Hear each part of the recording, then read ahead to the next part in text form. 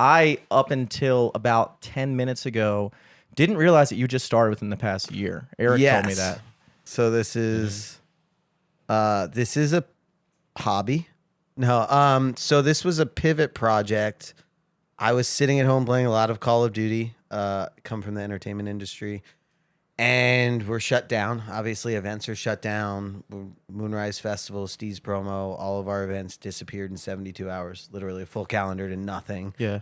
And started making pizza at home for myself, and that went to people saying, "Hey, I want to buy one of those. That looks good." And then it was like making 20 pizzas a week out of my house, just 20, like, $20 here, $30 here, whatever. So did you have any background in pizza at all? So in high school, I worked at a pizza restaurant as a delivery driver. That's my first bit of experience. Second, there we go.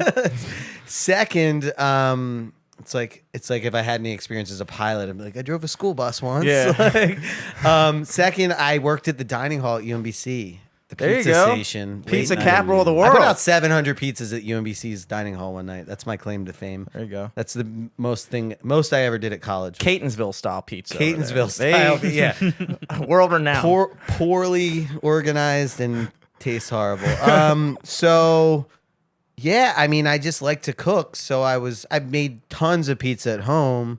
I've got like one of those pizza grill things, like I got one of turn your those. grill into a pizza oven. I like cooking, and this all just started as I'm tired of driving to go pick up this pizza. I'm just going to make it for myself. Yeah. And then, is there an air raid going on? There is always something going on with that fire department. By the way, it's a fire can you shut department. that? All right. But shut it real lightly because it's going to move my camera. A gust of wind could move me off screen. But we were talking about it a little bit before the podcast, and I did want to kind of save it until now, but I was intrigued because I've only been made aware of two types of pizzas. Yeah. And that would be New York style Uh-huh. and Chicago style, Right. which is deep dish. Yeah. That's as far as I know. I know there's other types of pizzas. Yes. I didn't know there was any other city styles of pizza. Oh, there's a lot of cities of style of pizza. So there's a Buffalo style pizza. Okay. Yeah, I would have there's just assumed some- that was just with buffalo sauce. Yeah. No, there's like no. There's like an actual like people from. I didn't know about it either until recently. But people from Buffalo are like, oh yeah, like this Buffalo style pizza is like Buffalo pizza. And Yeah. I'm like, dude, what you're in is New York, that? bro. So Yeah, just, just call it New York. There's obviously Sicilian and all those types, but then you get into Chicago style. There's the Detroit style, which is big in that region.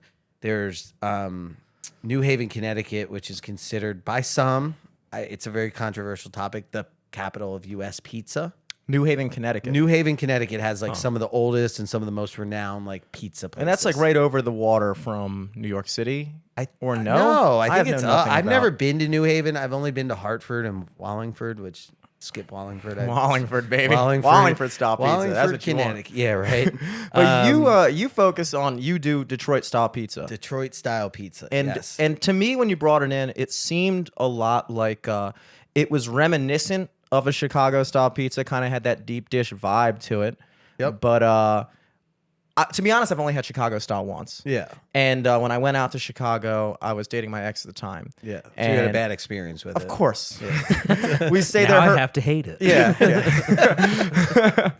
We stayed there with her friend who was like this very like bohemian type of like kind of like free spirit girl. Yeah. And of course we go out to Chicago and I'm only there for layover for like overnight. So we get Right. there at like 8 p.m. We had to leave the next morning at 7 a.m. So I got 8 hours in Chicago. I want to try something, and I heard like Lou Malnati's. Lumanati. Yes, that's what that's And the one I've had yeah. too. And I wanted to get that, but her friend was like, "No, that's like a touristy place. It's not good. We so. got to go to like this like local blah blah blah blah blah blah blah."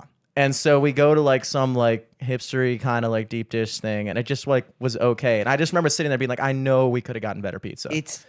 I've had Chicago pizza. I went to Lou Malnati's. I was actually in Chicago for a couple days for dinner, and I had Lou Malnati, and it just wasn't good. We waited a long time for it. It didn't taste good. It was so cold out. There was nobody even outside that I could give it to because I just didn't want to eat it. We took it to go and we left it in the hotel. That's how bad it was. Wow. And that's probably the only other, aside from island to airport pizza that I could not eat. That's probably the only pizza that I ate. Like, I can't eat this. This is Not good. Now, is that a chain? Luminati? Yeah, I think they're all over Chicago. I think there's like a bunch of them, and then that's my aunt lived in Chicago. I'm like, where should I go for deep dish Chicago pizza? And she's like, Luminati's, and I was like, this sucks. Yeah, I'm never asking you about pizza again. It's probably like how like Pat's and Geno's is like the big Philly cheesesteaks, even though they're not like the best ones. They're you know not what the I mean? best, and I'm from Philly, so I'm like, and I go to Geno's, and I know it's not the best, but I go there because I was a kid, and I went there for I feel like that's how it is for like most people too, where it's like, oh shit. boom. I didn't know it was about to happen. Whole thing comes crashing down. So You guys will thank me for that later. no, it's very. I think it's very similar to that, and the style of Chicago's a little bit more layered. It's more like a quiche. I just felt like it's just not. This is more fluffy, like a bit more bready. Dude, the butteriness on the bottom was It's so unreal, dude. And I meant to tell you, so I actually, I'm not know if you're familiar with, last name Weinstein. Are you Jewish? Yes. Okay, so I am. guess. Yes. And so I'm Greek, and we have our Easter this Sunday. Right. And we base our Easter off of the Jewish Passover. That makes sense. Yes. And so I was supposed to be fasting and not eating like meat or dairy this whole week, and I haven't. Right. But then when you told me you're bringing pizza, I was like, I got to do it, bro. I got to do it. Now, I didn't necessarily have to eat 4 slices. Right. But, you know, when in Rome. I think, yeah, when, exactly. Broke or the seal, Greece. dude. Or When in whatever. Greece. That's how the saying really went. Did you just, I think if you yell Opa and spin backwards, it's Turns back time. yeah, you're good. All is forgiven. Yeah, so you like the pizza. No, it was fantastic. It Now, was I was amazed just the fact that you have had the amount of success Did you've you had just in such have a short those period on of you, time. or did you like make them real quick? We made them before real coming over quick. here? We Oh, made them shit, real okay. quick. Yeah, I was down at the shop, so we You, shot back up. I looked at your Instagram earlier, Uh-huh. and you had 20.9K followers. Yes. On Instagram, and then I looked at it like 10 minutes ago, and you had 21,000. So you've actually upped your game just in the past since you've been here. Yeah. Well, we were at like 21,003 followers, so it might have been you lose a couple, you gain a couple. You lose a couple, you gain a couple. But we've got some followers. I mean, we've had some success with the pizza. The whole thing's been like, I'm very good at marketing. I come from the events world, selling a lot of tickets, marketing, but it's good pizza. And like, I think that, yes, I can get a lot of followers, but it'd be 21,000 people bitching about how my pizza sucks. Yeah. If I can curse on here, right? Yeah, I that's curse fine. all the time. Of course. Of course. Now, how did do you have a location, or is it an office in Marketplace down in Power Plant? So we have a location. We have a full pizza kitchen.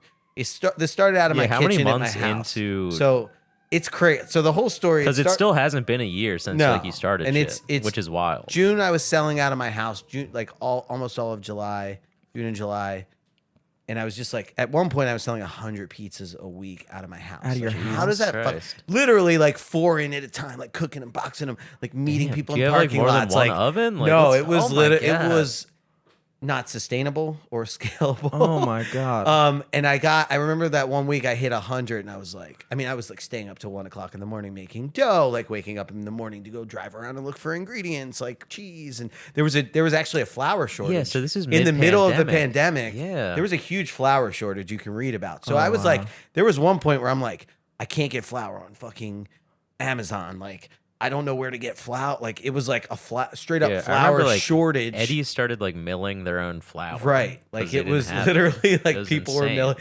were milling their own flour Yeah. locally.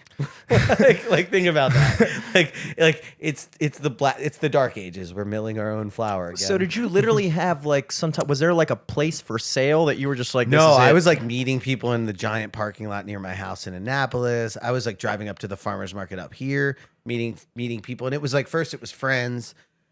Then friends started telling friends and people were posting about it. And it was like this sought after thing. And then like strangers were hitting me up like, I want to buy a pizza. Like random people that I was Facebook friends from 10 years ago that I don't know who they are were like, oh, Yeah. I'll buy a pizza. Like come to my house. Like, so I was like driving. I would like have meetings and be like stopping on the way to a meeting and like dropping pizzas off at people's houses that I'd like map. I'd be like, oh, I'll be in this area. I'll be in Columbia on Wednesday. I can meet you over here and you over here. Like, and so then we did some ghost kitchen stuff that it was What is that? ghost kitchens when you either take over an existing space in an existing restaurant or put some equipment in an existing restaurant.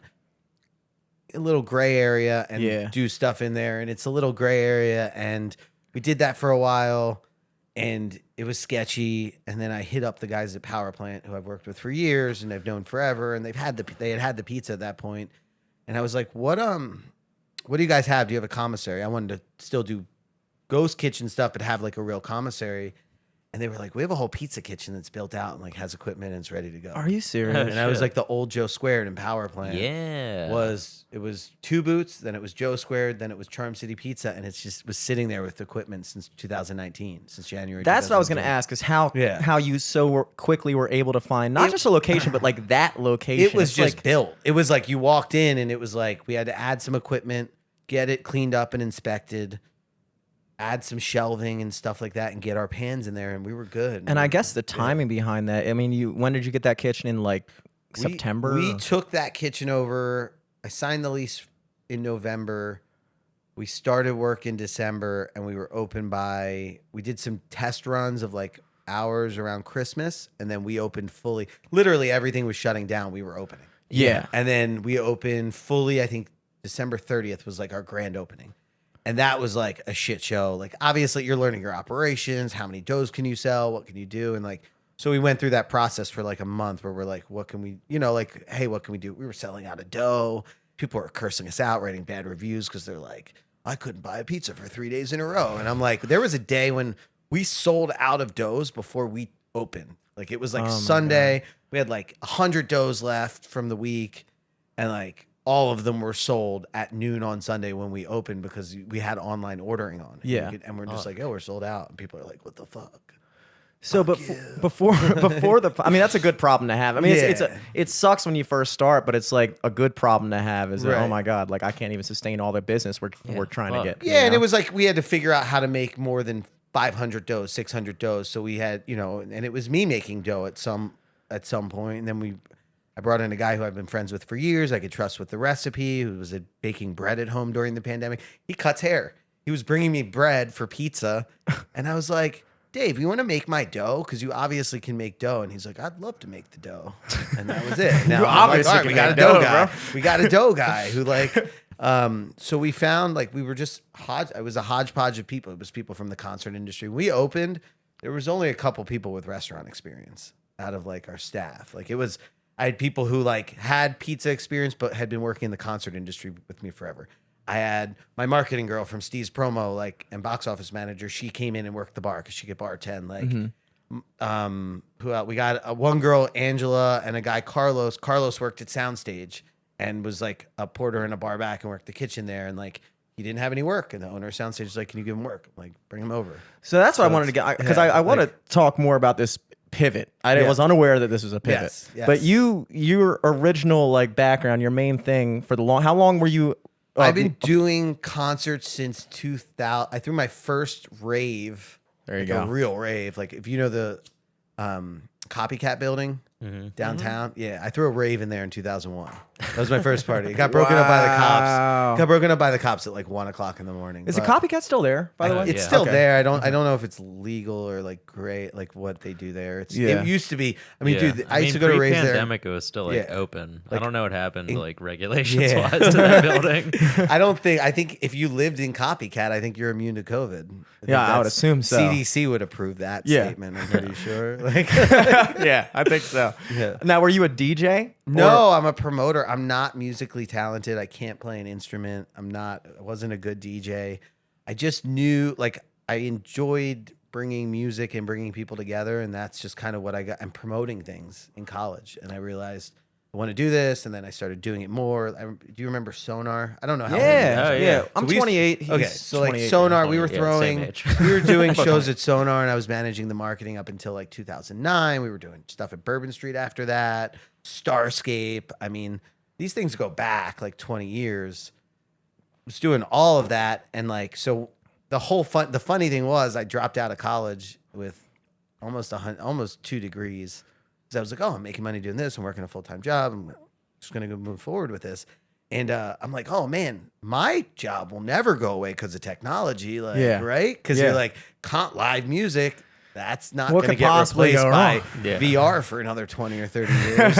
And then sure enough, I'm like, oh, a pandemic. Yeah. Should have gone into like supply chain logistics or something. I don't know.